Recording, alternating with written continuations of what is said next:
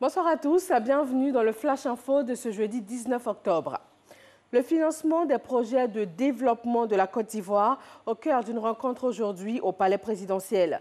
Le chef de l'État a échangé avec le président de CDC, l'institution britannique de financement du développement. Awa Touré.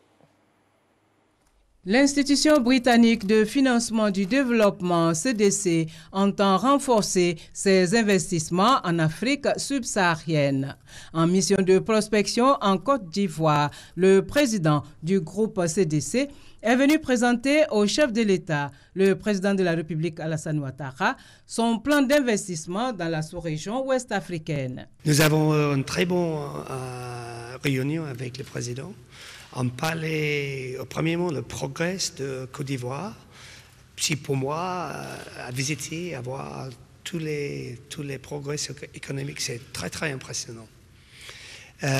Et aussi nous avons parlé de l'histoire de CDC pendant la dernière 70 ans.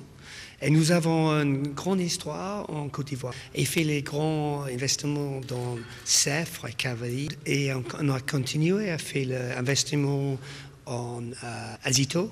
Nous sommes le plus grand investisseur dans Azito.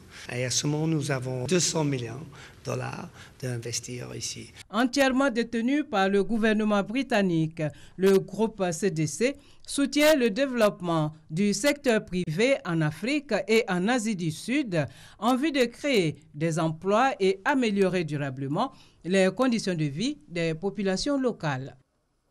Les premières dames d'Afrique de l'Ouest et du Sahel ont séjourné ici à Abidjan pour la conférence internationale sur la protection des droits des enfants.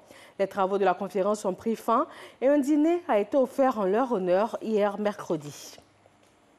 Des cas de peste porcine africaine ont été enregistrés dans le département de Ferkessédougou. Le ministère des Ressources animales et halieutiques a donné cet après-midi des précisions sur les mesures prises par le gouvernement afin d'éradiquer la maladie dans les localités infectées. Vous les aurez dans le journal de 20 h.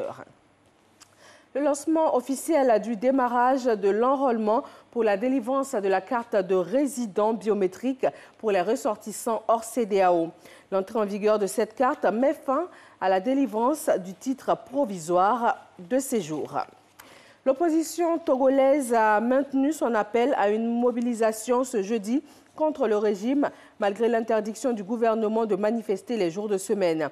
Et c'est un rassemblement qui a été une nouvelle fois empêché. Le gouvernement espagnol a annoncé poursuivre la procédure de suspension d'autonomie de la Catalogne.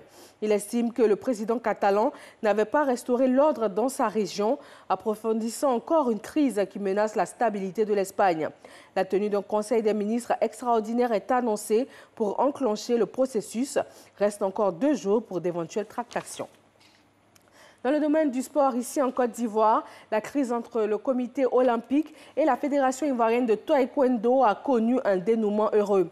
Après médiation, les deux parties ont fait une déclaration commune qui met fin à la crise. Nous vous la proposerons dans le journal de 20 h. Merci donc de rester avec nous sur RTI 1. À tout à l'heure.